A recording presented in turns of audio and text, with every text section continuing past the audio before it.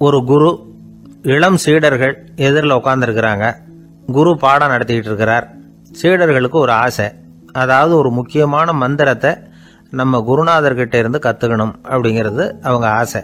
அது என்ன மந்திரம்னா, இறந்தவரை உயிர்ப்பிக்கக்கூடிய புனித மந்திரம், அதாவது செத்தவங்களுக்கு மீண்டும் உயிர் உண்டாக்குகிற மந்திரம். குருவே, தயவு பண்ணி அந்த மந்திரத்தை எங்களுக்கு உபதேசிக்கணும் அப்படின்னு கேட்டாங்க. அது ரொம்ப ஆபத்தானது, அது என்னத்துக்கு உங்களுக்கு வேண்டாமேன்னாராம் குரு. எங்களுடைய நம்பிக்கை உறுதிப்படுறதுக்காகத்தான் கேட்குறோம், வேற ஒன்றும் இல்லை அப்படின்னு நாங்களாம் சீடர்கள். பக்குவப்படாத அறிவுங்கிறது ரொம்ப ஆபத்தானது அப்படின்னாராம் குரு. இது சீடர்களுக்கு புரியல. அது எப்படிங்க பக்குவப்படாத அறிவு ஆபத்தானதுன்னு சொல்றீங்க, அப்படின்னா என்ன அப்படின்னு கேட்டிருக்காங்க சீடர்கள். குரு அதுக்கு விளக்கம் கொடுத்தாராம். அந்த மந்திரத்தை எப்போ பயன்படுத்தணுங்கிறது முக்கியம். அதை அறியக்கூடிய ஞானம் ஏற்படுகிற வரைக்கும் அதை தெரிஞ்சுக்காம இருக்கிறது தான் நல்லது, இல்லைன்னா ஆபத்துன்னாராம். ஆனால் அந்த சீடர்கள் அதை கேட்குற மாதிரி இல்லை, ரொம்ப பிடிவாதம் பண்ண ஆரம்பிச்சுட்டாங்க. சரி வாங்க சொல்கிறேன்னார் குரு. எல்லாரும் வந்தாங்க. அந்த புனித மந்திரத்தை அவங்களுக்கு ரகசியமாக உபதேசம் பண்ணார். உபதேசம் பண்ணிவிட்டு அவங்களுக்கு எச்சரிக்கையும் கொடுத்தார். இந்த மந்திரத்தை நல்லா ஆராய்ச்சி பார்த்ததுக்கு அப்புறம் தான் உச்சரிக்கணும், அவசரப்பட்டு எதுவும் செஞ்சிடக்கூடாது அப்படின்னு ஒரு தடவைக்கு பல தடவை எச்சரிக்கை கொடுத்தார். சரின்னு சொல்லிவிட்டு அவங்கெல்லாம் மந்திரத்தை கற்றுக்கிட்டு எழுந்திரிச்சு போயிட்டாங்க. ஒரு நாள் அந்த சீடர்கள் எல்லாம் மணற்பாங்கான இடத்துல அப்படியே நடந்து போயிட்டு இருக்கிறாங்க. ஒரு பாலைவன பகுதி மாதிரி ஒரு இடம். அங்கே ஒரு இடத்துல எலும்புகள் குவியலாக கிடந்தது. உடனே இந்த சீடர்கள் முன்ன பின்ன யோசிக்காம, தியானமும் பண்ணாம, அந்த மந்திரத்தோட பயனை சோதிச்சு பார்க்கணும் அப்படின்னு நினச்சிக்கிட்டு அந்த மந்திரத்தை உச்சரிக்க ஆரம்பிச்சிட்டாங்க. அவ்வளவுதான். உடனே என்னாச்சு தெரியுமா, அந்த எலும்புகள் எல்லாம் ஓநாய்களாக மாறி அவங்கள துரத்த ஆரம்பிச்சுட்டுது. சீடர்கள் எல்லாம் தலைதெறிக்க ஓட ஆரம்பிச்சிட்டாங்க. ஓநாய்களும் விடலை, அவங்கள துரத்தி பிடிச்சி கடிச்சு கொதற ஆரம்பிச்சுட்டுது. அப்போதான் அந்த சீடர்களுக்கு குரு சொன்ன அறிவுரையோட அர்த்தம் புரிஞ்சுது. பக்குவப்படாத அறிவு ஆபத்தானது அப்படிங்கிறது. அதனால இதிலிருந்து நாம தெரிஞ்சுக்க வேண்டியது என்னன்னா, நாம நம்ம அறிவை வளர்த்துக்கிட்டா மட்டும் போதாது, அந்த அறிவை எப்போ எப்படி பயன்படுத்தணும் அப்படிங்கிற பக்குவமும் நமக்கு வரணும்.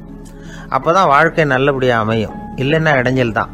இந்த காலத்தில் சில சின்ன பிள்ளைங்களுக்கே அறிவு ரொம்ப பக்குவப்பட்டிருக்குங்கிறத உணர முடியுது. ஒரு சின்ன பையன் பள்ளிக்கூடத்தில் மார்க் லிஸ்ட் கொடுத்தாங்க, வாங்கிக்கிட்டு அவசரமாக வீட்டுக்கு ஓடினான்.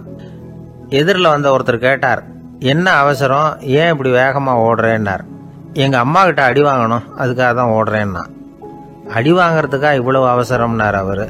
அப்படி இல்லைங்க, நான் போகிறதுக்குள்ளே எங்கள் அப்பா வீட்டுக்கு வந்துட்டாருன்னா அவர்கிட்ட அடி வாங்க வேண்டியிருக்கும், அதை அவாய்ட் பண்ணுறதுக்காக இப்படி ஓடுறேன் அப்படின்னு நானும் அந்த பையன். இந்த உலகத்தில் எல்லாருக்கும் மகிழ்ச்சி தரக்கூடிய ஒரு பொருள் எது? இது ஒரு முக்கியமான கேள்வி. இந்த கேள்விக்கு பொருத்தமான ஒரு பதிலை உங்களால் சொல்ல முடியுமா? அதாவது கொஞ்சம் யோசிச்சு பார்த்தா பணம்னு சொல்லலாமா? இப்போ கையில் காசு இல்லாதவங்ககிட்ட ஒரு 10 ரூபாயை கொடுத்தா அது அவனுக்கு சந்தோஷத்தை கொடுக்கும். ஏற்கனவே வருமான வரி பிரச்சனையில் சிக்கி இருக்கிறவர்கிட்ட இன்னும் கொஞ்சம் பணம் இருந்தாங்கன்னு சொல்லி கொடுத்தோம்னா அது அவருக்கு சங்கடத்தை தான் கொடுக்கும். அதனால் அந்த கேள்விக்கு பணம்ங்கிறது பொருத்தமான பதிலாக இருக்க முடியாது. கேள்வி என்னன்னா, இந்த உலகத்தில் எல்லாருக்கும் மகிழ்ச்சி தரக்கூடிய ஒரு பொருள் எது? சரி, இனிப்புன்னு சொல்லலாமா? ஏன்னா எல்லாருக்கும் இனிக்க தானே செய்யும். அதுலேயும் ஒரு சிக்கல் இருக்கு. சர்க்கரை வியாதிகாரங்களுக்கு அது என்ன சந்தோஷத்தையா கொடுக்கும்? ஆக எல்லாருக்கும் வேறுபாடு எதுவும் இல்லாமல் மகிழ்ச்சியை கொடுக்கக்கூடியது வேற ஏதோ ஒன்று இருக்கு. அது என்னன்னு கண்டுபிடிக்கணும். அதுதான் இன்னைக்கு தகவல். இப்போ அதை கண்டுபிடிக்கணும்னா இந்த கதையை கேட்கணும். அது என்ன கதைன்னா, ஒரு ஊரில் ஒரு ராஜா இருந்தார். அவருக்கும் இதே சந்தேகம் வந்துட்டுது.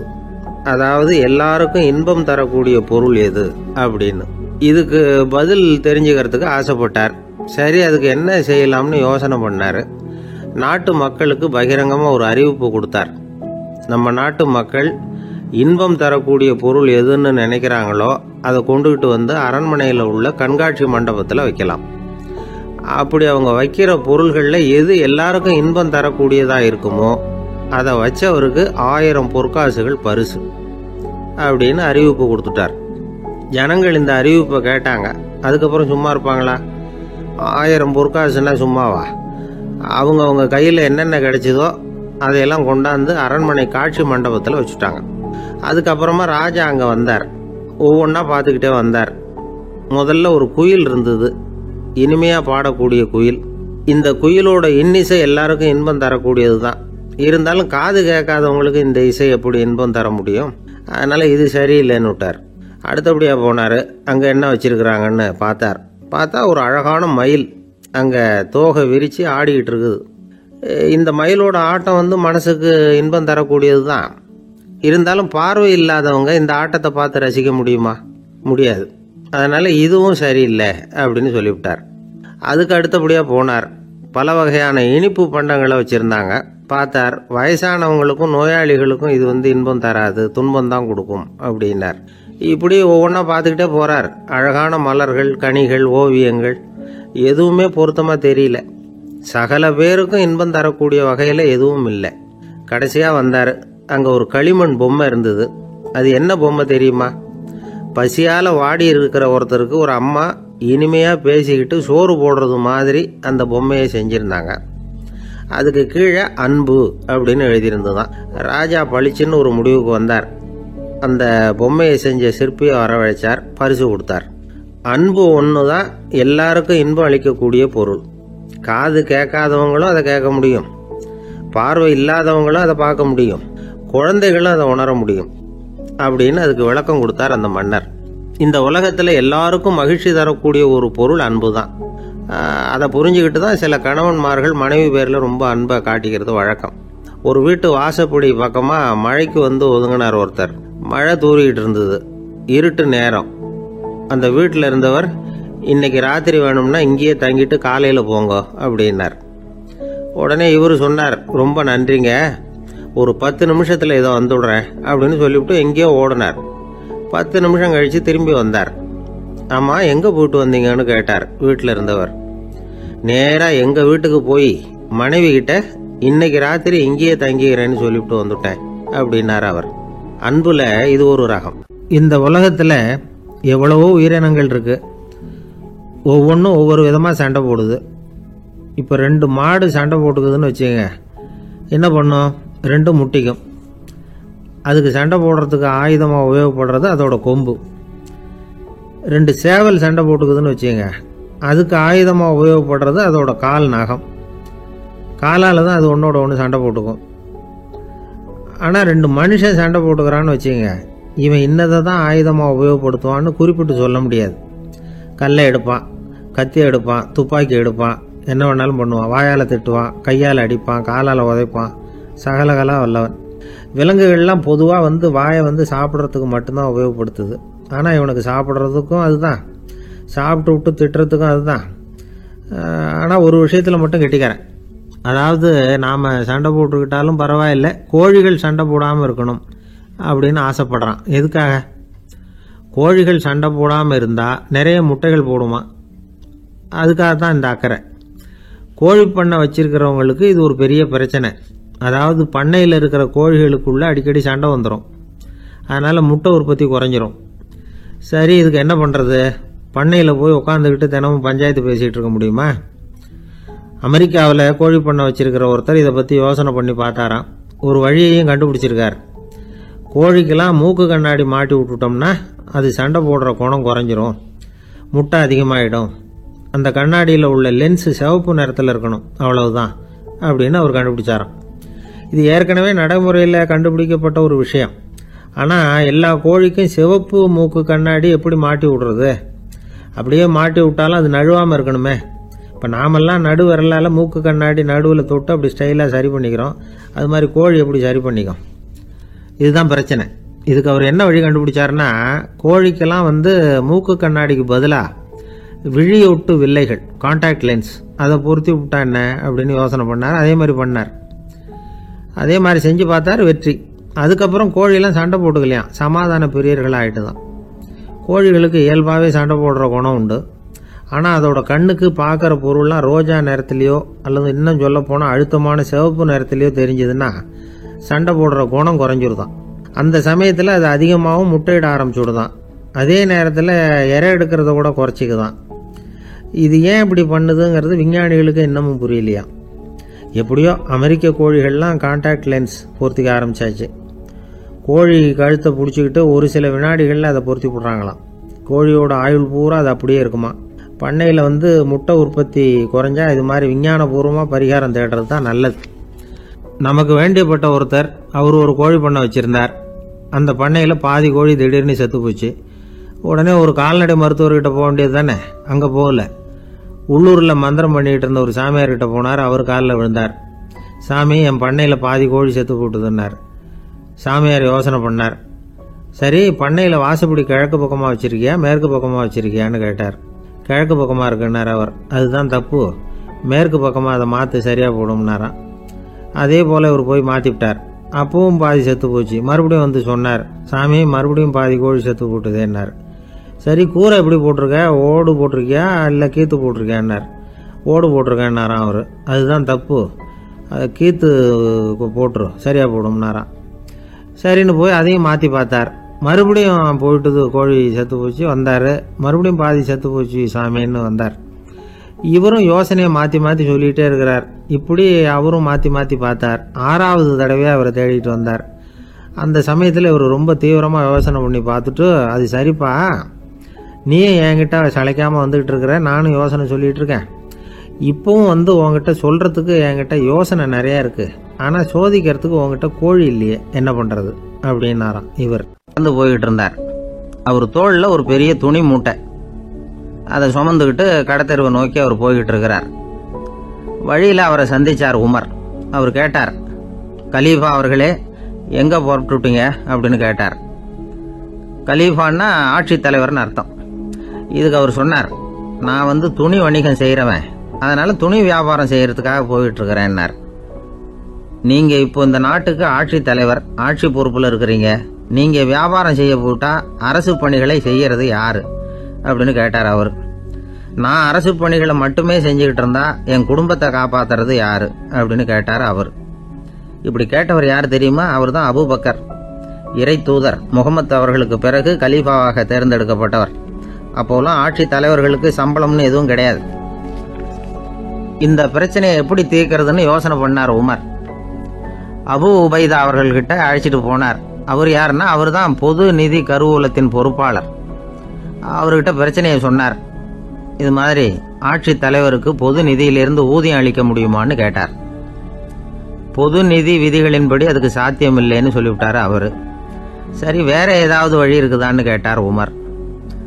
அபு உபைதா கொஞ்சம் யோசனை பண்ணி பார்த்தார். அப்புறமா சொன்னார், மக்காவிலிருந்து மதீனாவுக்கு குடிபெயர்ந்து வந்த அகதிகளுக்கு நிதி உதவி அளிக்கிறதுக்கு விதிகளில் இடம் இருக்கு. அப்படி பார்த்தா அபூபக்கரும் அகதி தானே, அதனால எல்லா அகதிகளுக்கும் கொடுக்கறது மாதிரியே அவருக்கும் ஒரு தொகை அளிக்கலாம்னார். கலீஃபா அபூபக்கருக்கு இந்த அகதி உதவி தொகையைத்தான் கொடுத்துட்டு வந்தாங்களாம். குடும்ப செலவுக்கு அது போதுமானதா இல்லை. இருந்தாலும் கலீஃபாங்கிறதுக்காக மற்ற அகதிகளை விட அதிகமாக தொகையை பெற அவர் விரும்பல. மார்பு பக்கம் கிழிஞ்சிருந்த ஒரு மேலாடையை தான் அவர் அணிஞ்சிருந்தார். அவருடைய துணைவியார் அஸ்மா, அவங்க ஒரு நாள் தேன் அருந்த ஆசையாக இருக்குன்னாங்களாம். நமக்கு கிடைக்கிற ஊதியம் குடும்ப செலவுக்கே போதுமானதா இல்லையே, இந்த நிலையில் தேன் வாங்குறதுக்கு காசுக்கு நான் எங்கே போவேன் இருக்கார் அவர். கொஞ்ச நாள் கழித்து அவங்க ஒரு தொகையை அவர்கிட்ட கொடுத்து தேன் வாங்கிட்டு வர சொன்னாங்களாம். இவருக்கு ஆச்சரியம், ஏது இந்த பணம்னு கேட்டிருக்காரு. நீங்கள் தினமும் குடும்ப செலவுக்காக கொடுத்துக்கிட்டு வந்த பணத்தில் கொஞ்சம் கொஞ்சமாக மிச்சப்படுத்தி வச்சேன்னாங்களாம். அபூபக்கர் அந்த பணத்தை எடுத்துக்கிட்டு நேராக பொது நிதி கருவூல பொறுப்பாளர்கிட்ட போனார். இந்த பணத்தை பொது நிதியில் சேர்த்துருங்க, இது அதிகப்படியாக எனக்கு தரப்பட்டு வந்த ஊதியம், அடுத்த மாசத்திலிருந்து இந்த தொகையை குறைச்சிங்கன்னு வேற சொல்லிவிட்டாராம். பசியை தணிக்க தேவையான அளவு உணவு, ஒரு ஜோடி உடை, இதை தவிர கூடுதலாக மக்கள் பொது நிதியிலிருந்து வாங்கிக்கிறதுக்கு என் குடும்பத்தாருக்கு உரிமை இல்லை அப்படின்னு சொல்லி கண்டிப்பாக சொல்லிவிட்டாராம். அவர் வாங்கிட்டு வந்த அந்த குறைந்த ஊதியம் கூட அவர் மனசை உறுத்திக்கிட்டே இருந்தது. கடைசி நேரம் அவர் தம்முடைய மகள் ஆயிஷா அவர்களை அழைச்சார். மகளே, இதுவரைக்கும் பொது நிதியிலிருந்து நான் வாங்கிட்டு வந்த தொகை என்னுடைய இதயத்தில் பாரமாக அழுத்திக்கிட்டு இருக்கு. என் தோட்டத்தை விற்று அதில் வர்ற பணத்திலிருந்து நான் இதுவரைக்கும் வாங்கிட்டு வந்த ஊதிய தொகையை கணக்கு போட்டு பொது நிதியில் சேர்த்து விடு அப்படின்னாராம். பதவி ஏற்கிறதுக்கு முன்னாடி தன்கிட்ட இருந்ததை விட இப்போ கூடுதலாக என்ன சொத்து இருக்குன்னு பார்த்துருக்கார். ஒரு ஒட்டகம், ஒரு கோப்பை, ஒரு பணியாள். இதையும் அடுத்தபடியாக கலீஃபாவா வர்றவர்கிட்ட ஒப்படைச்சிருங்க அப்படின்னு விட்டாராம். அதே மாதிரி அடுத்து வந்த உமர்கிட்ட ஒப்படைச்சாங்க. அப்போ உமர் சொன்னாராம், அபூபக்கரே, இந்த முன்மாதிரியால உங்களுக்கு பிறகு இந்த ஆட்சி பொறுப்பை ஏற்கிறவர்களை பெரும் நெருக்கடிக்கு ஆளாகி விட்டீங்க அப்படின்னு சொல்லி ரொம்ப கண் கலங்கினாராம். கடைசியாக அபூபக்கர் தன்னுடைய குடும்பத்தாருக்கு விட்டு சென்ற சொத்து ஒரு படுக்கை விரிப்பு, ஒரு போர்வை, அவ்வளவுதான். இது சிந்திக்க வேண்டிய ஒரு செய்தி. ஒரு ஊரில் ஒரு மன்னர் இருந்தாராம். அமைச்சர் அவர்கிட்ட சொன்னாராம், மன்னா, நம்ம ராஜ்யத்தில் இனிமே லஞ்ச ஊழலே இருக்காதுன்னாராம். ஆஹா, அப்படின்னா ஊழல் பேர் வழிகளையெல்லாம் நாடு கடத்தியாச்சா அப்படின்னு கேட்டிருக்காரு மன்னர். இதுக்கு அவரு, அப்படி இல்லைங்க, இனிமே கொடுக்கறதுக்கு ஜனங்கள்கிட்ட பணமே இல்லை அப்படின்னாராம். ஒரு நண்பர் இருக்கார். எப்போ பார்த்தாலும் கையில் ஒரு புத்தகம் இருக்கும். புத்தகம் இல்லாமல் எங்கேயும் புறப்பட மாட்டார். எதுக்காக இப்படி எடுத்துகிட்டு போகிறீங்க அப்படின்னு கேட்டால், எனக்கு இது ஒரு நல்ல நண்பன் மாதிரி. இந்த காலத்தில் எங்கே போனாலும் காத்திருக்க வேண்டியிருக்கு. அது மாதிரி சமயத்தில் நான் நண்பன் கூட பேசிக்கிட்டு இருப்பேன் அப்படிம்பாரான். ஒருத்தர் ஒரு பெரிய அரச பதவியில் இருந்தார். அவர் பதவியிலிருந்து இறங்க வேண்டிய சூழ்நிலை. அரசு கொடுத்துருந்த வீட்டை விட்டுட்டு வெளியில் வர்றார். வரும்பொழுது 2 கையிலையும் 2 பெட்டியை எடுத்துகிட்டு வந்தாராம். சார், உங்களுடைய உடைமைகள் அப்படின்னு கேட்குறாங்க அங்கே இருந்த ஊழியர்கள். இவர் தன்னுடைய கையில் இருக்கிற பெட்டியை காட்டி, இதுதான் என்னுடைய சொத்து அப்படின்னாராம். ஒரு பெட்டியில் அவருடைய உடைகள், இன்னொரு பெட்டியில் அவர் விரும்பி படிக்கிற புத்தகங்கள், அவ்வளவுதான். இதுதான் இருந்துதான். புத்தகம் படிக்கிறது மனசுக்கு நல்லதுங்கிறது நமக்கு தெரியும். புத்தக வாசிப்பு உடம்புக்கும் நல்லதுங்கிறாங்க. அது நமக்கு ஆச்சரியமாக தான் இருக்குது. ஒரு நபர் ஒரு வருஷத்தில் சராசரியாக 2000 பக்கங்களை படிச்சிருக்கணுமா, யுனெஸ்கோ பரிந்துரை. ஆனால் நம்ம நாட்டில் நாம் சராசரியாக படிக்கிறது 32 பக்கங்கள், அவ்வளவுதான். இவ்வளவுக்கு நம்ம நாட்டில் 6000த்துக்கும் மேற்பட்ட நாளேடுகள், 2000த்துக்கும் மேற்பட்ட இதழ்கள், மலர்கள், இவ்வளவு இருந்தும் சரியாக வரல. இந்த உலகத்தில் முதல் நூலகம் எங்கே எப்போ ஆரம்பமாச்சு தெரியுமா? கிமு 2500ஆம் ஆண்டில் அது ஆரம்பமாயிருக்குது. பாபிலோனியாவில் அமில் அணு அப்படிங்கிற அரசன் தான் நூலகத்தை உருவாக்கி இருக்கிறான். அப்போல்லாம் தாள் கிடையாது, களிமண் தான். களிமண் பலகைகளில் எழுதி அது தொகுத்து அப்படியே நூலாக்கி அதை நூலகத்தில் வச்சுருப்பாங்களாம். அரசருடைய நூலகத்தில் 1000த்துக்கும் மேற்பட்ட நூல்கள் இருந்ததாக வரலாற்று குறிப்பு இருக்குது. அது மட்டும் இல்லை, அந்த நூலகத்தில் பொருள் வாரியாக, அதாவது சப்ஜெக்ட் வாரியாக புத்தகங்களை வகைப்படுத்தி வச்சுருந்தாங்களாம். அதில் மிச்சம் இருந்த ஒரு 25 களிமண் பலகை புத்தகங்கள் இன்றைக்கும் பிரிட்டிஷ் அருங்காட்சியகத்தில் இருக்குதான். அச்சு, தாள் இதெல்லாம் ஏற்பட்டதுக்கு அப்புறம் அமைக்கப்பட்டது தான் பிரான்சில் இருக்கக்கூடிய பாரிஸ் நூலகம். 1480 பிரெஞ்சு மன்னர் 11ஆம் லூயி இந்த நூலகத்தை அமைச்சாராம். ஆனால் அப்போல்லாம் அரசர்கள் மட்டும்தான் நூலகத்தை பயன்படுத்த முடியுமா. அதுக்கப்புறம் 17ஆம் நூற்றாண்டில் இந்த முறை மாறி பொதுமக்கள் அங்கே போகலாம், படிக்கலாம் அப்படிங்கிற நிலைமை வந்துதான். போட்லியன் நூலகம் அப்படின்னு அதுக்கு பேர், பாரிஸ் நகரத்தில் இருக்குது. அங்கே தான் நூல்களின் பட்டியல் தயாரிப்பு பணி ஆரம்பமாச்சு. கல்வி வளர்ச்சியையும் நூலகத்தையும் இணைச்சவர் நெப்போலியன் போனபார்ட். முன்பணம் செலுத்தி புத்தகத்தை படிக்கிற முறையையும் அவர் தான் கொண்டுகிட்டு வந்தாராம். மக்கள்கிட்ட வசூலிக்கிற வரியின் ஒரு பகுதியை நூலகத்துக்கு பயன்படுத்தினவரும் அவர் தானா. நெப்போலியன் நூலகத்தில் உலகத்தில் உள்ள எல்லா மொழி நூல்களும் இருக்குதான். அங்கே ஒரு தமிழ் நூலும் இருந்திருக்குது.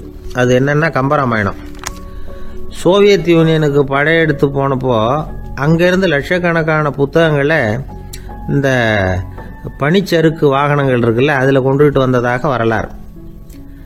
அடுத்தபடியாக குறிப்பிட்டு சொல்லத்தக்க நூலகம் எதுன்னா பிரிட்டிஷ் நூலகம். மிக பழைய கையெழுத்து பிரதியெல்லாம் கூட அங்கே இருக்குது.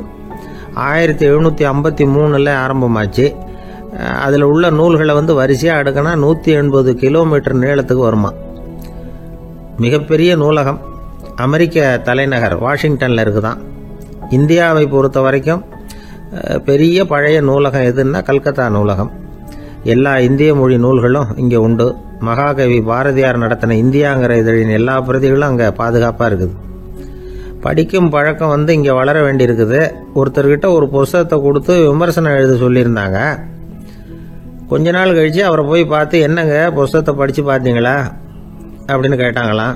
இதுக்கு அவர் சொல்லியிருக்கிறார், இன்னும் நான் படித்து பார்க்கலிங்க, இப்போ தானே விமர்சனமே எழுதி முடிச்சிருக்கிறேன், இனிமே தான் படிக்கணும் அப்படின்னாராம். ஒருத்தர் ரொம்பவும் மகிழ்ச்சியாக வந்துக்கிட்டு இருந்தார். என்ன விஷயம்னு விசாரித்தேன். நான் தோற்று போயிட்டேன், அதுதான் மனசுக்கு மகிழ்ச்சியாக இருக்குது அப்படின்னார். எனக்கு இது ரொம்ப ஆச்சரியமாக போச்சு. இந்த உலகத்தில் தோற்று போகிறவங்க யாரும் மகிழ்ச்சியாக இருக்கிறது இல்லை. அப்படி இருக்கிறப்ப இவர் இப்படி சொல்கிறாரே, எங்கே தோற்று போனீங்கன்னு கேட்டேன். அதுக்கப்புறம் தான் அவர் விவரமாக சொன்னார். என்னோட 5 வயசு குழந்தையோட நான் விளையாடிக்கிட்டு இருந்தேன். அந்த விளையாட்டில் என் குழந்தை ஜெயிச்சு விட்டுது, நான் தோற்று போயிட்டேன். அப்படின்னார் ரொம்ப உற்சாகமாக. நான் யோசித்து பார்த்தேன். அதாவது நாம் சின்ன குழந்தையா இருக்கிறப்போ எந்த விளையாட்டில் கலந்துக்கிட்டாலும் அதில் நாம் தான் ஜெயிக்கணும்னு ஒரு வெறி நமக்குள்ளே இருக்கும். நம்மளை எதிர்த்து விளையாடுறவர் நல்லவரா கெட்டவரா, பெரியவரா சின்னவரா அப்படிங்கிறதெல்லாம் முக்கியம் கிடையாது. அவர் தோற்று போகணும், நாம் ஜெயிக்கணும், அதுதான் முக்கியம். எதிரியை சந்தோஷப்படுத்த விளையாடுகிற கலை அப்போ நமக்கு தெரியறதில்ல. வாழ்க்கையில் ஒரு பக்குவம் வந்ததுக்கு அப்புறம் வெற்றி பெறணுங்கிற மன அழுத்தம் போயிடுது. போட்டியில் ஜெயிக்கணுங்கிறத விட குழந்தைய சந்தோஷப்படுத்தணுங்கிறது முக்கியமாக போச்சு. ஜெயிக்கணுங்கிற வெறி ஓடி போட்டுது. ஒரு குழந்தையா இருந்தப்போ நம்ம வளர்ச்சிக்கு உதவிய வெறி பெரியவனானதுக்கு பிறகு நமக்கு எதிரியாக மாறுது. அதை சரியான சமயத்தில் நாம் புரிஞ்சுக்கிட்டோம்னா போதும், நாம் பொழைச்சிக்கலாம். ஒவ்வொரு மனுஷனுமே வாழ்க்கையோட அடுத்த கட்ட வளர்ச்சியில் அடி எடுத்து வைக்கிற நேரத்தில் தன்கிட்ட இருந்து ஏதோ ஒரு குணத்தை அல்லது தன் குணம் இருந்த ஏதோ ஒரு உறவை நாம் இழக்கத்தான் வேண்டியிருக்குது. ஒரு கட்டம் வரைக்கும் உதவியாக இருந்த குணம் அடுத்த கட்டத்துக்கு தடையாக கூட மாறிடலாம். இந்த பரிமாண மாற்றத்துக்கு உள்ளாகிற ஒவ்வொருத்தரும் பிரத்யட்சமாக இதை உணர்றாங்க. ஆனால் பல பேர் எப்படின்னா பழசை திறந்துட்டு புதிய கொள்கைகளை உருவாக்கிக்கிறதுக்கு இஷ்டம் இல்லாமல் இருந்துடுறாங்க, அல்லது அப்படி செய்ய முடியாமல் தவிக்கிறாங்க. இதையெல்லாம் மீறி அந்த பழசை திறந்துட்டா அதை இழந்ததால் உண்டாகிற மன அழுத்தம் சில காலத்துக்கு வருத்திக்கிட்டு தான் இருக்கும், வேறு வழி இல்லை. ஆரோக்கியமான ஒரு முன்னேற்றத்துக்காக அந்த மன அழுத்தத்தை தாங்கிக்கத்தான் வேணும் அப்படிங்கிறாரு அந்த உலக புகழ்பெற்ற மேதை ஒருத்தர், இந்த ஸ்காட் பெக் அப்படிங்கிறவர். பிறந்த நாள் முதல் இதுதான் சரி அப்படின்னு கற்பிக்கப்பட்டு வந்த ஒவ்வொரு தத்துவத்தையும் தங்களுடைய வளர்ச்சிக்கு தகுந்த மாதிரி மாற்றி அர்த்தப்படுத்தி கொள்ள முடியாமல் வாழ்க்கை சூழல்ல அப்படியே அரைப்பட்டு தூளாகிறவர்கள் தான் ரொம்ப தவிக்கிறாங்களாம். இதுதான் அவருடைய கருத்து. பெரும்பாலும் மனிதர்களுடைய நடுத்தர வயசுல, அதாவது 30 தாண்டுகிற சமயத்துல தான் இந்த தவிப்பு உண்டாவதுதான். இதை தான் மேற்கத்திய நாடுகளில் அடிக்கடி மிட் லைஃப் கிரைசிஸ் அப்படின்னு சொல்றாங்க. அப்பப்போ பழசையெல்லாம் தொலைச்சி விட்டு புதுசாக பிறக்கிறதுக்கு கற்றுக்கணும். ஒவ்வொரு நிமிஷத்தையும் அந்த நிமிஷத்துக்கு ஏற்ற சித்தாந்தம் கொண்டவர்களாக சந்திப்போம் அப்படிங்கிறார் அந்த உளவியல் நிபுணர்.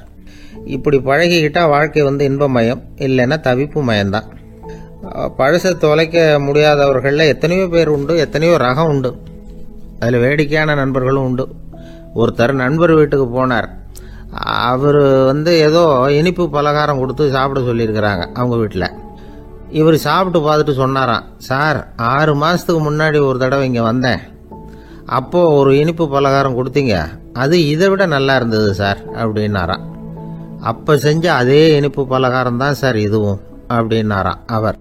ஐயா, என்னுடைய நூல் வெளியீட்டு விழாவுக்கு அவசியம் நீங்கள் வரணும் அப்படின்னு கூப்பிட்டார் ஒருத்தர். எப்போ வரணும்னு கேட்டேன். அடுத்த வாரம்னார். சரி, புத்தகம் தயாராகிட்டுதா அப்படின்னு. நாளைக்கு தான் அச்சிக்க கொடுக்க போகிறேன்னார். என்னங்க இது, புத்தகம் அச்சிடுறதுக்கு முன்னாடியே அழைப்புதழை அச்சடிச்சு விட்டீங்களே அப்படின்னு கேட்டேன். அதனால் என்னங்க, அந்த காலம் மாதிரியா போடலாம், அச்சுக்கலை எவ்வளவோ முன்னேறியாச்சுங்க. Linotype, monotype, phototype, laser, இப்படி என்னென்னமோ வந்தாச்சு. இன்னைக்கு கொடுத்தா நாளைக்கே புத்தகம் தயார் அப்படின்னார். இப்படி இந்த அளவுக்கு முன்னேறி இருக்கிற இந்த அச்சுக்கலை ஆரம்பத்தில் எப்படி இருந்தது தெரியுமா? அந்த காலத்தில் காகிதம்னா என்னன்னே தெரியாது. அப்படி ஒன்று கண்டுபிடிக்கப்படவே இல்லை.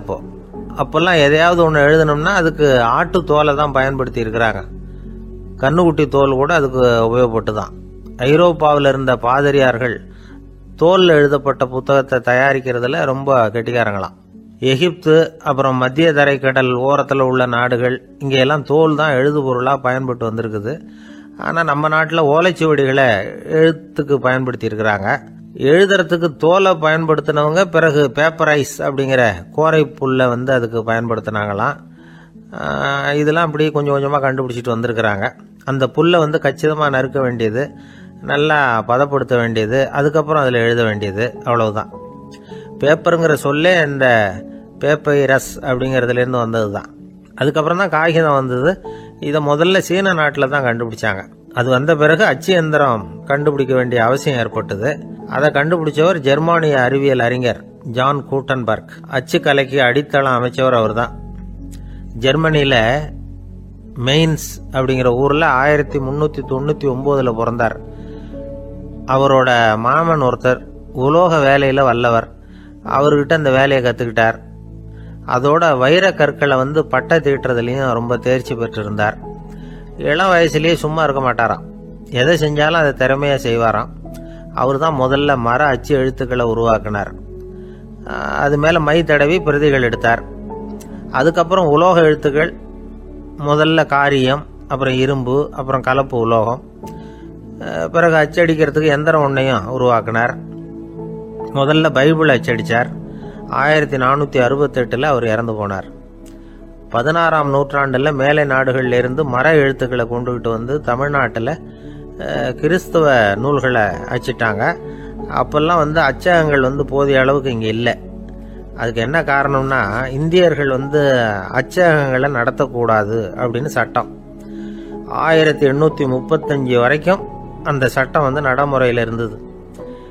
இந்த நிலைமையில் அங்கேயும் இங்கேயுமா 1-2 அச்சகங்கள் ஆரம்பமாச்சு. 1713 தரங்கம்பாடியில் லூத்தரன் மிஷன் அச்சகம், அதே ஆண்டில் சென்னையில் SPCK அச்சகம். இது ரெண்டும் தான் இந்தியாவில் முதல்ல தொடங்கப்பட்ட அச்சகங்கள். ஆட்டுத்தோல்லையும் ஓலைச்சுவடியிலையும் எழுதப்பட்ட எழுத்துக்கள் இன்னைக்கு எங்கேயோ போயிட்டுது. ஆனால் நம்ம ஊரில் எழுத்தாளர்கள் நிலைமை தான் ஒன்றும் சொல்லிக்கிறது மாதிரி இல்லை. நம்ம ஆள் ஒருத்தர் சொன்னார், சார், நான் சொந்தத்தில் ஒரு அச்சாபீஸ் வச்சுருந்தேன், இப்போவும் வச்சுருக்கிறேன். அதனால் என்னுடைய படைப்புகளை புத்தகமாக வெளியிடுறதுல எனக்கு ஒன்றும் கஷ்டம் இல்லை. வருஷத்துக்கு ஒரு புத்தகம் எழுதி வெளியிட்டுருவேன். 15 வருஷமாக இலக்கிய உலகத்துக்கு இப்படி சேவை செஞ்சுக்கிட்டு வர்றேன். ஆனால் இந்த வருஷம்தான் வாசகர்கள் எனக்கு பாராட்டு விழா நடத்தி இருக்கிறாங்க அப்படின்னார். இந்த வருஷம் அப்படி என்ன விசேஷம் அப்படின்னு கேட்டோம். இந்த வருஷம்தான் நான் எந்த புத்தகம் எழுதி வெளியிடாமல் இருந்தேன், அதுக்காகத்தான் எனக்கு இந்த பாராட்டு விழா அப்படின்னார். ஊருக்கு வெளியில் அமைதியான ஒரு இடம், அங்கே ஒரு ஆசிரமம், அங்கே ஒரு சாமியார். அவர் தினமும் நல்ல போதனைகள்லாம் செய்வார். பல பேர் போய் அங்கேயே சில நாள் தங்கி இருந்து அவர் சொல்கிற அறிவுரைகளை எல்லாம் கேட்டுக்கிட்டு வர்றது வழக்கம். ஒரு தடவை அவரை பார்த்துட்டு போகிறதுக்காக 3 வெளியூர் தம்பதிகள் வந்தாங்களாம். அந்த மடத்திலேயே சாப்பிட்டுக்கிட்டு தங்கி இருந்து அவங்களுடைய போதனைகளை கேட்டுக்கிட்டு போகணுங்கிறது அவங்க நோக்கம். காலையில் குளிச்சுட்டு பூஜையில் உட்காந்தார் அந்த சுவாமி. இவங்களும் குளிச்சுட்டு அந்த பூஜையை பார்க்கறதுக்காக அவர் முன்னாடி உட்காந்தாங்க. பூஜை ஆரம்பமாச்சு. சம்பிரதாயப்படி அது ரொம்ப நேரம் நடந்துக்கிட்டே இருக்குது. இவங்களுக்கு நல்ல பசி இருந்தாலும் இந்த நேரத்தில் அதை எப்படி வெளியில் காட்டிக்கிறது? பேசாமல் இருந்தாங்க. அந்த சுவாமி பூஜையை முடித்தார். அதுக்கப்புறம் பேச ஆரம்பித்தார். பேச்சு அருமையாக தான் இருந்தது, அமிர்தமாக தான் இருந்தது. இருந்தாலும் இவங்களுக்கு இருக்கிற வயிற்று பசி அது சரியாக கவனிக்க விடலை. அந்த சுவாமியே இதை கவனிச்சதா தெரியல. இவங்களுக்கு மனசுக்குள்ள ஒரு எண்ணம், உள்ள சாப்பாடு தயாராகிட்டு இருக்கும் போல இருக்கு, இந்த பேச்சு முடிஞ்சது நம்மளை உள்ளே அழைச்சிட்டு போய் சாப்பாடு போடுவாங்கன்னு நினைக்கிறோம் அப்படின்னு இவங்களாம் நினச்சிக்கிட்டாங்க. ஆனால் சுவாமி இதை பற்றி எதுவுமே பேசலை, கண்டுக்கலை. ஒரு அம்மாவால் அதுக்கு மேலே சும்மா இருக்க முடியுமா? முடியல. சாப்பாட்டை கவனிக்கலாமா அப்படின்னு சொல்லி மெதுவாக ஆரம்பித்தாங்க. ஓ, கவனிக்கலாமே அப்படின்னு உள்ளே அழைச்சிட்டு போனார் சுவாமி. இவங்க ரொம்ப அவசரமாக எழுந்திருச்சு உள்ளே ஓடினாங்க. அங்கே ஒரு மேஜை மேலே ஒரு கிண்ணம் மூடி இருந்தது. ஓ, இதுதான் சாப்பாட்டு மேஜை போல இருக்கு, இங்கே சாப்பாடு வந்துடும் அப்படின்னு நினச்சாங்க. உடனே போய் சுற்றி உட்காந்துக்கிட்டாங்க. சுவாமி அந்த கிண்ணத்தை எடுத்து அந்த அம்மா கிட்ட கொடுத்தார். அவங்க அதை வாங்கி மூடியை திறந்து பார்க்குறாங்க. உள்ளே ஒரு சாவி இருக்குது. ஓ, சரிதான், இது சமையலறை சாவி போல இருக்கு, அங்கே போய் அதை திறந்து சாப்பாட்டை நாமே எடுத்துக்கிட்டு இங்கே வச்சுக்கிட்டு சாப்பிடணும் போல இருக்கு அப்படின்னு நினச்சாங்க. சாவி இருக்கு இல்லையா, வாங்க பூட்டு நிறையா காட்டுறேன் அப்படின்னு சுவாமி அவங்கள அழைச்சிட்டு போனார், காட்டினார். இவங்க அந்த அறையை ரொம்ப அவளோட திறந்தாங்க. உள்ளே பார்த்தா அங்கே அரிசி, பருப்பு, விதவிதமான காய்கறி எல்லாம் இருக்குது. சமையலுக்கு வேண்டிய மிளகாய், எண்ணெய், பால், தயிர், நெய் இப்படி எல்லாமே இருக்குது. அடுப்பு, விறகு, நெருப்பு போட்டி அது கூட அங்கே இருக்குது. சாப்பாடு தயாராக இருக்கும்னு நினச்சிக்கிட்டு போனால் இப்படி இருக்குதே அப்படின்னு சொல்லி அதை பார்த்ததும் ரொம்ப சோர்ந்து போட்டாங்க அவங்க. சுவாமி, என்ன இது சாப்பாடு இல்லையா அப்படின்னாங்க. அதுதான் சாப்பாட்டுக்கு வேண்டிய எல்லாம் இங்கே இருக்குதே, அடுப்பு மூட்டி நீங்கள் தான் அவங்கவுங்க ருசிக்கு தகுந்த மாதிரி சமைச்சிக்கணும். இந்த சன்னியாசிக்கு எப்படி சமைக்க தெரியும் அப்படின்னு கேட்டார் சுவாமி. சாப்பாடு தயாராக இருக்கும்னு நாங்கள் எதிர்பார்த்தோம் அப்படின்னாங்க. நீங்கள் இப்படி சொல்லுவீங்கன்னு நானும் எதிர்பார்த்தேன். இது வரைக்கும் நான் எவ்வளவோ தத்துவம்லாம் எடுத்து சொன்னேன். எல்லாத்தையும் விட இதுதான் அனுபவபூர்வமான தத்துவம். ஆண்டவன் நமக்கு நல்ல மனசை கொடுத்துருக்குறான், நல்ல வாய்ப்புகளையும் தந்திருக்கிறான், அதையெல்லாம் பயன்படுத்திக்கக்கூடிய மூளையையும் சிந்தனையையும் கொடுத்துருக்குறான். அதனால் அடுப்பை தான் நீங்கள் மூட்டணும், அடுப்பு நீங்கள் தான் மூட்டணும், உங்களுக்கு உகந்ததை நீங்கள் தான் சமைச்சு ருசித்து அனுபவிக்கணும். ஆண்டவனே அதை செஞ்சுக்கிட்டு இருக்க மாட்டான் அப்படின்னாராம் அந்த சுவாமி. நம்முடைய வாழ்க்கையில பல நல்ல பலன்களை பெறறதுக்கு நாம தான் முயற்சி பண்ணணும். அதுக்குரிய சூழ்நிலையை தான் ஆண்டவன் கொடுப்பானே தவிர அதை விளக்கறதுக்காக தான் அந்த சுவாமி அப்படி செஞ்சு காட்டியிருக்கிறார். இது ஒரு பெரியவர் இப்படி ஒரு விளக்கம் கொடுத்தார்.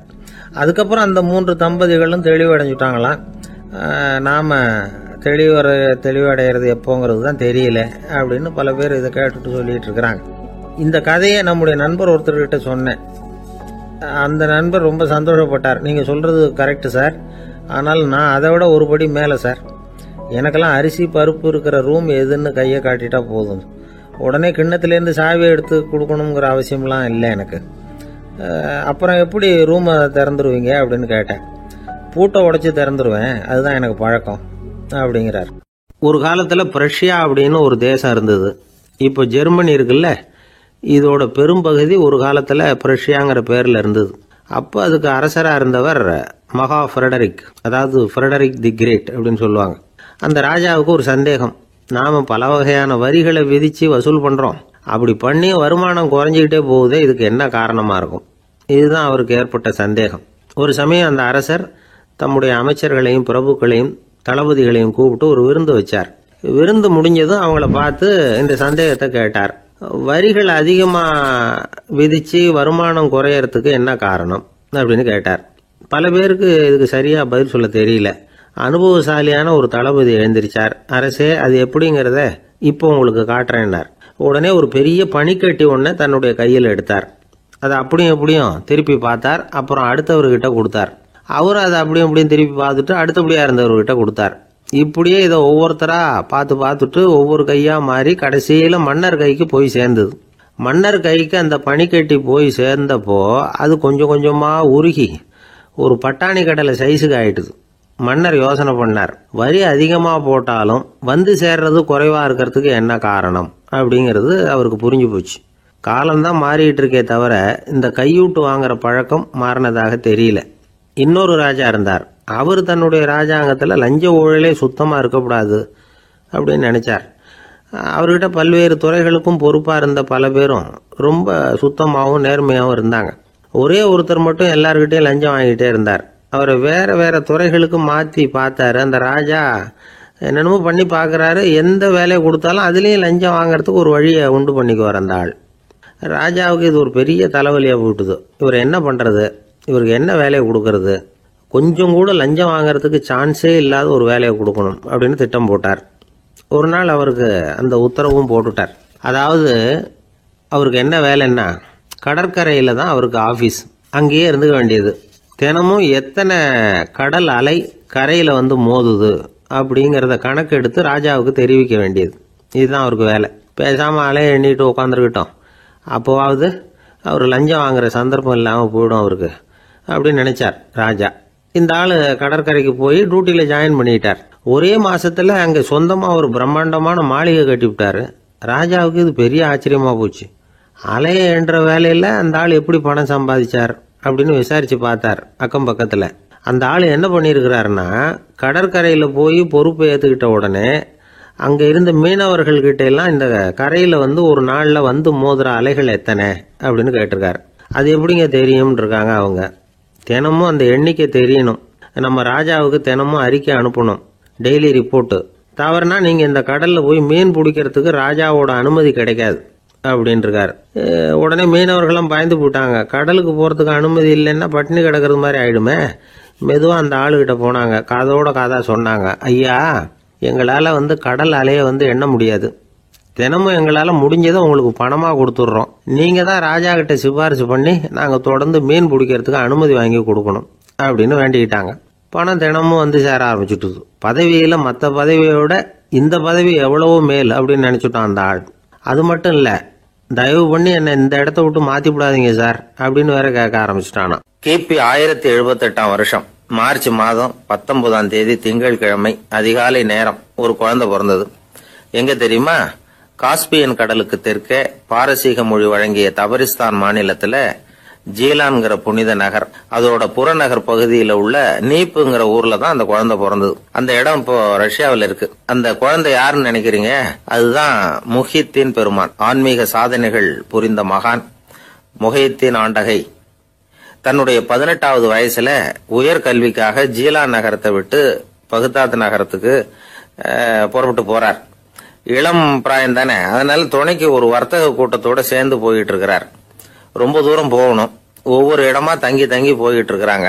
ஒரு இடத்துல ஒரு கொள்ளை கூட்டம் பயங்கரமான ஆயுதங்களோட அவங்கள வழிமறிச்சுட்டுது. அந்த வர்த்தக கூட்டம் வச்சிருந்த பொருள்களை எல்லாம் அவங்க பறிச்சு விடுறாங்க. இவங்களும் பயந்துகிட்டு இருந்தது எல்லாத்தையும் அவங்க கிட்ட கொடுத்துடுறாங்க. முஹைத்தீன் ஆண்டகை மட்டும் இதையெல்லாம் பார்த்துக்கிட்டு தனியா ஒதுங்கி நிக்கிறார். ஒரு 18 வயசு பையன் மட்டும் இப்படி தனியா அநாத சிறுவன் மாதிரி நின்றுட்டு இருக்கிறத அந்த கொள்ளை கூட்டத்தில் இருந்த ஒருத்தன் பாக்குறான். கிட்ட நெருங்கி வர்றான். அலட்சியமாவும் கிண்டலாவும் உங்ககிட்ட ஏதாவது இருக்குதா அப்படின்னு கேக்குறான். இவங்கிட்ட என்ன இருக்க போகுது அப்படிங்கிற நம்பிக்கையில அவன் அப்படி கேக்குறான். உடனே இவரு இருக்குதே, என்கிட்ட 40 தீனார் இருக்கு அப்படிங்கிறார். இப்படி சொல்லியும் அந்த கொள்ளைக்காரனுக்கு நம்பிக்கை வரல. என்னடா விளையாடாத, பொய் சொல்லாத, உண்மையை சொல்லு அப்படிங்கிறான் அவன். உண்மையைத்தான் சொல்றேன், என்கிட்ட 40 தீனார் இருக்கு அப்படிங்கிறார் இவர். எங்க வச்சிருக்கிற அப்படின்னு கேக்குறான். சட்டையின் விழாப்புறத்துல உள்ள பகுதியில அதை வச்சு தச்சிருக்கிறாங்க அப்படின்னு உண்மையை சொல்றார். உடனே கொள்ளை கூட்ட தலைவன் அதை கத்தியால கீறிப்பார் அப்படின்னு உத்தரவு போடுறான்.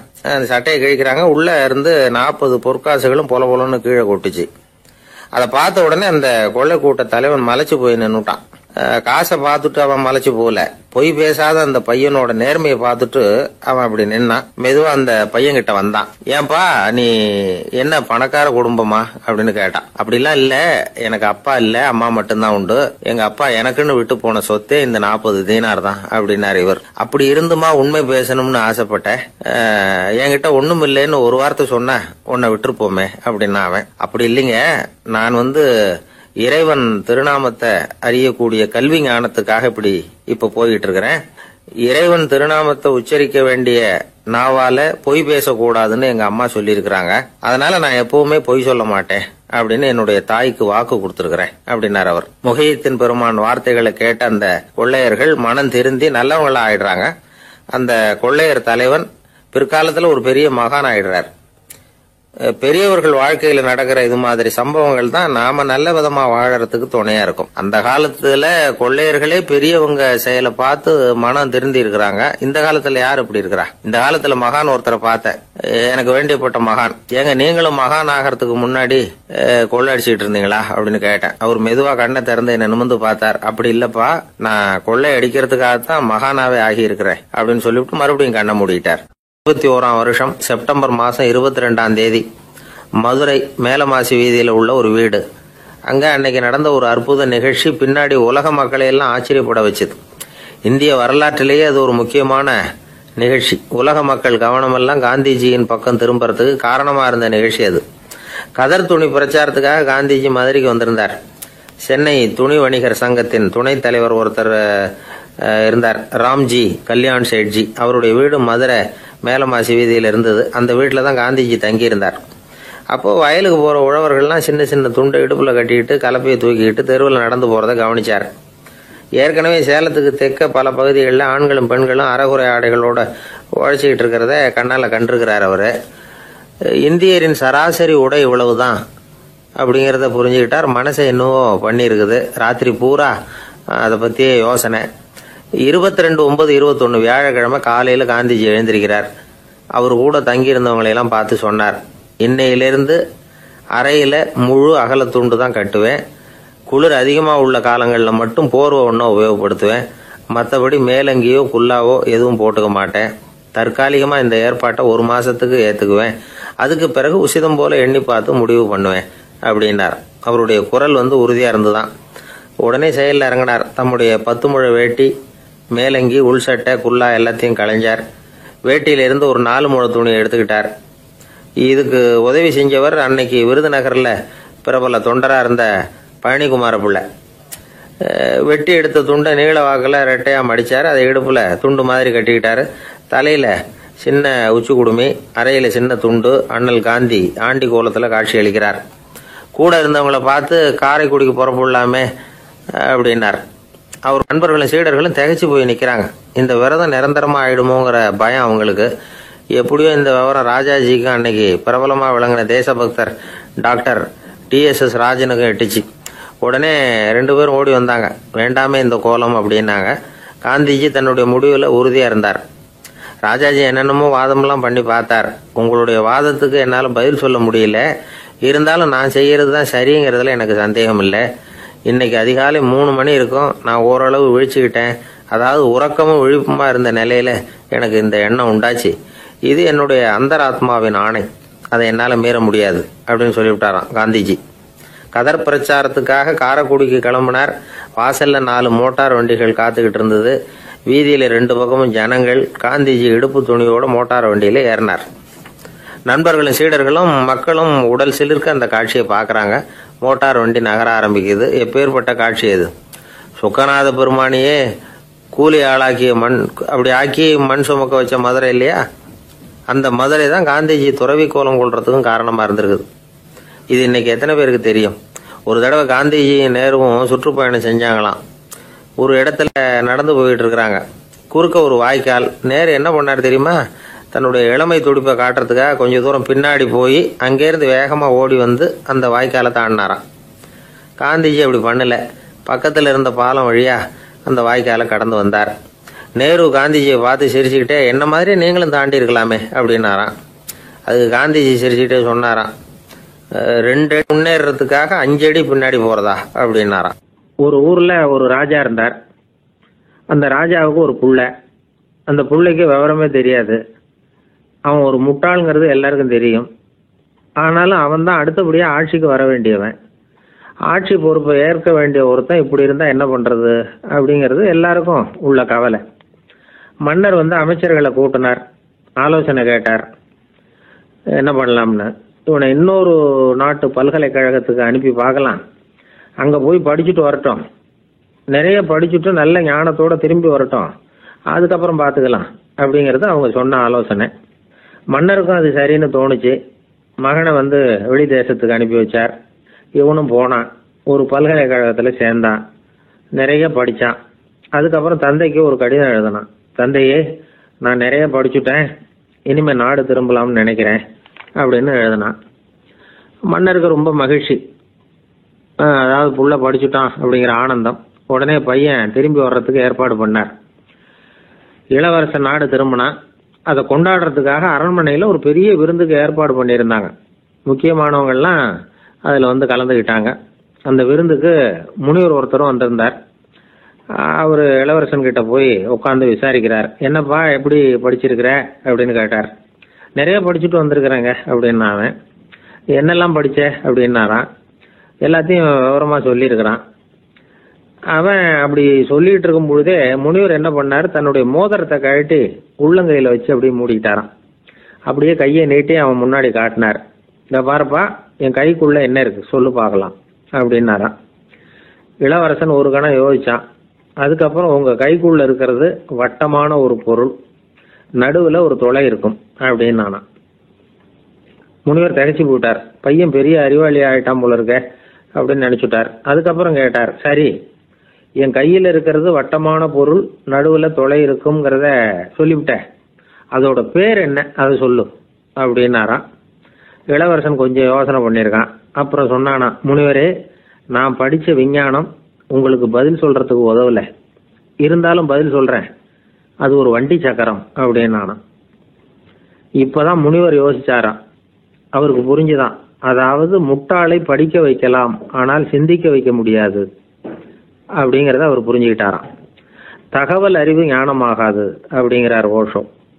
ஏன்னா தகவல்கள் மாறுதலை ஏற்படுத்துறது இல்லை, ஆனால் ஞானம்ங்கிறது மாறுதலால் உண்டாகக்கூடிய ஒண்ணு. அதுதான் ரெண்டுக்கும் உள்ள வித்தியாசம். மனம் சரியான வழிக்கு வரணும், அதுக்கப்புறம் படிக்கிற கல்வி தான் உண்மையான கல்வி.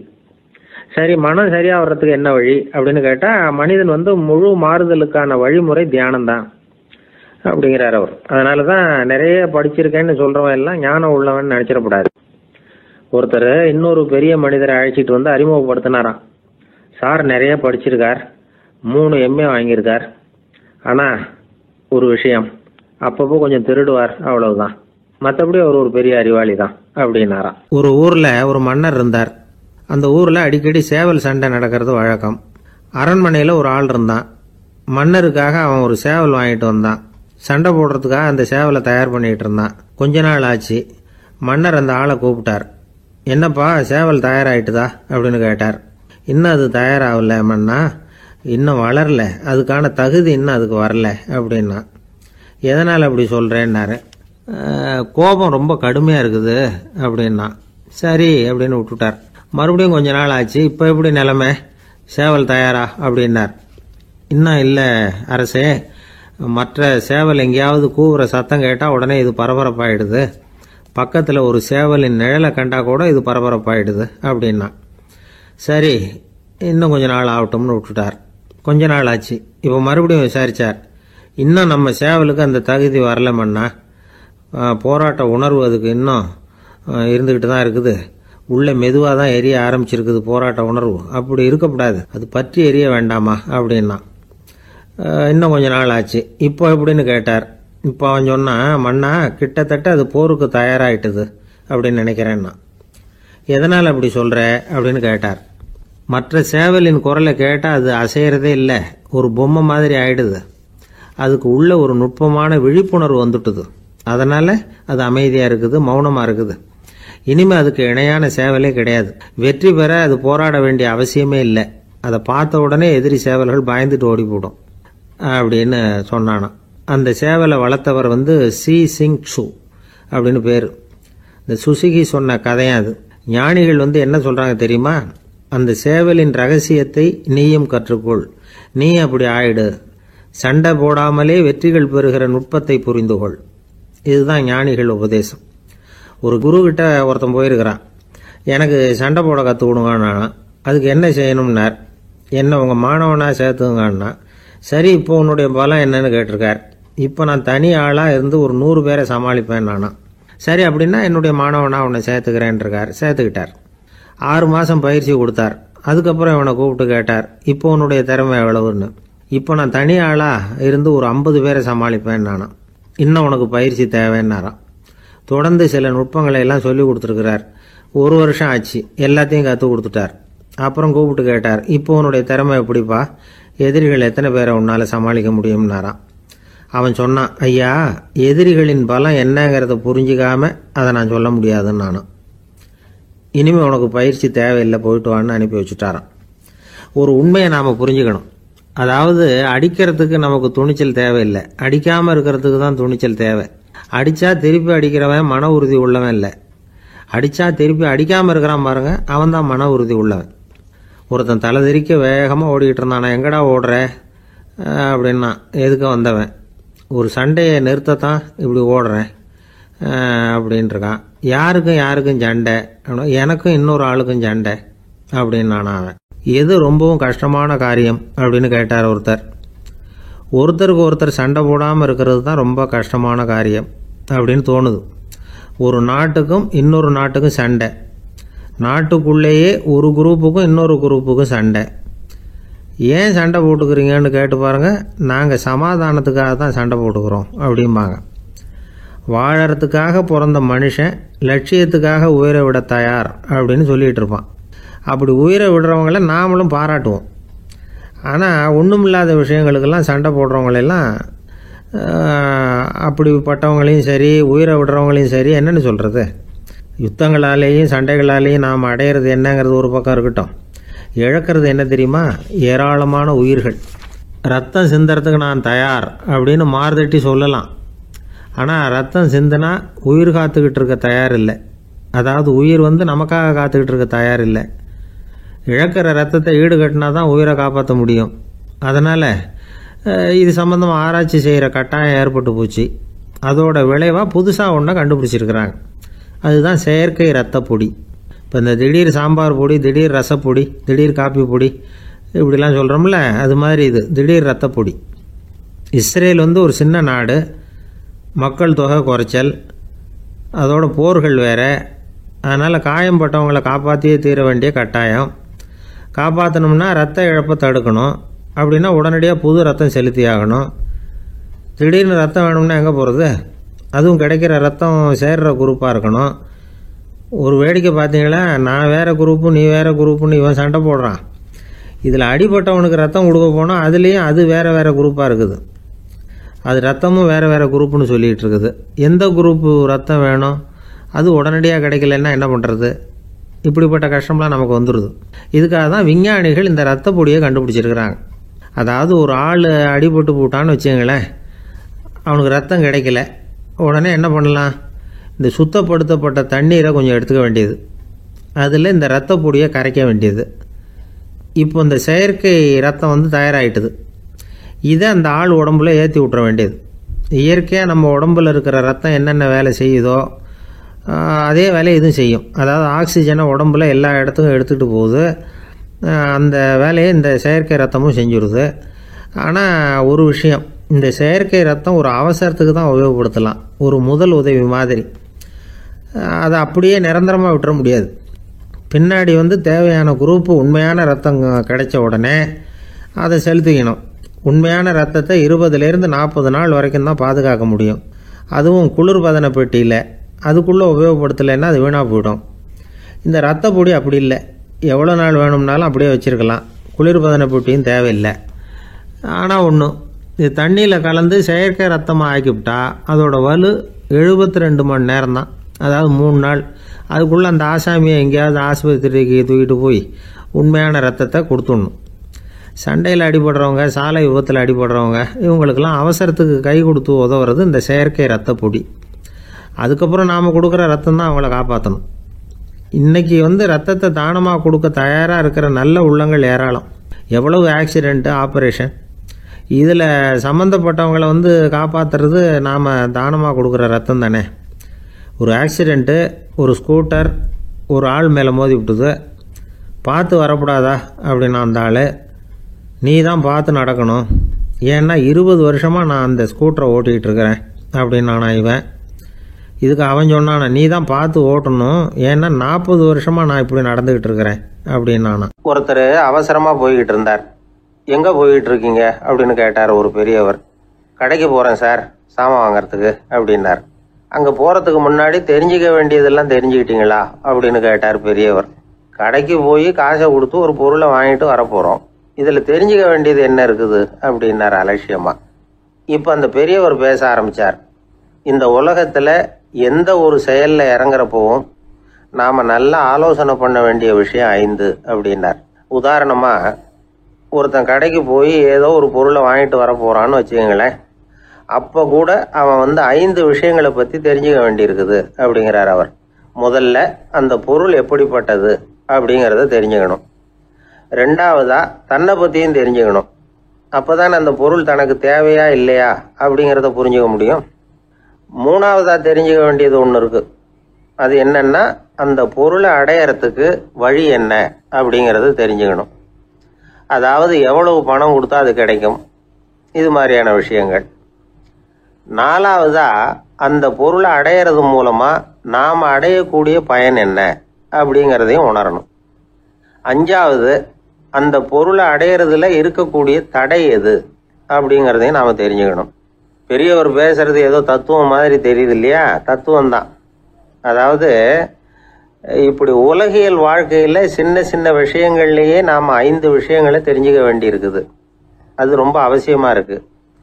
பேரின்ப நிலைன்னு சொல்கிறாங்கல்ல, அது மாதிரி பெரிய சமாச்சாரங்கள்லேயும் இந்த 5 விஷயங்களை நாம் தெரிஞ்சுக்க வேண்டியிருக்குது. அதுக்கு பேர் என்னன்னா அர்த்த பஞ்சகம். வைணவ சமயத்தில் அர்த்த பஞ்சகம்ங்கிறது ரொம்ப பெரிய விஷயம். கடைக்கு போகிறது மாதிரி கடவுளை பார்க்க போகிறப்போ நாம் 5 விஷயங்களை தெரிஞ்சுக்கணுமா. முதல்ல பரம்பொருள் அப்படிங்கிறது என்ன, அதோட தன்மைகள் என்ன, இதை தெரிஞ்சுக்கணும். இதுக்கு பேர் என்னன்னா பரமாத்ம ஸ்வரூபம் அப்படின்னு பேர். 2வது நாம யாரு, நம்மோட தன்மை என்ன அப்படிங்கிறத தெரிஞ்சுக்கணும். நான் யாருன்னு எனக்கே தெரியலங்கிறப்போ இதை நான் சொல்கிறேன்னு இது என்னுடையதுன்னு சொல்கிறது தப்பு தானே. அப்புறம் 3வது விஷயம், பரம்பொருளை நாம் அடையறதுக்கு வழி எது, இது தெரிஞ்சுக்கணும். இது வந்து உபாய ஸ்வரூபம் அப்படின்னு பேர். 4வது விஷயம், நாம் அடைய வேண்டிய பயன்கள் என்ன அப்படிங்கிறது தெரிஞ்சுக்கிறது. இதுக்கு புருஷார்த்தம் அப்படின்னு பேர். 5வது அந்த பயனை வந்து அடைய விடாமல் தடுக்கிற தடைகள் யாவை அப்படிங்கிறது தெரிஞ்சுக்கிறது. இது வந்து விரோதி ஸ்வரூபம். இதைத்தான் தடையியல் அப்படின்னு சொல்றாங்க.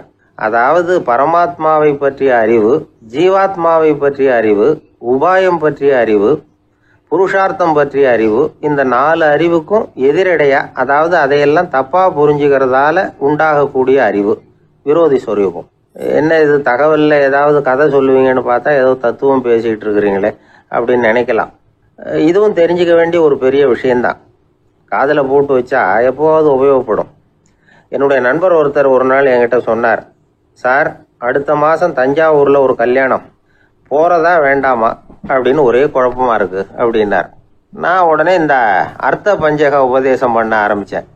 அவர் எல்லாத்தையும் பொறுமையாக கேட்டுவிட்டு, சரி சார் நான் போகிறதுன்னு முடிவு பண்ணிவிட்டேன்னார். எப்படி இந்த முடிவுக்கு வந்தீங்க அப்படின்னு கேட்டேன். அவர் சொன்னார், சார் அந்த 2வது பாயிண்ட் ஒன்று சொன்னீங்களே, அதை புரிஞ்சுக்கிட்டதுக்கு அப்புறம்தான் இந்த முடிவுக்கு வந்தேன் அப்படின்னார். என்ன 2வது பாயிண்ட்டுன்னு? அதாவது தன்னை பற்றி புரிஞ்சுக்கணும் அப்படின்னு சொன்னீங்க. உடனே என்னை பற்றி புரிஞ்சுக்கிட்டேன், நான் யாருங்கிறது எனக்கு தெரிஞ்சுது. உடனே போகிறது தான் நல்லதுன்னு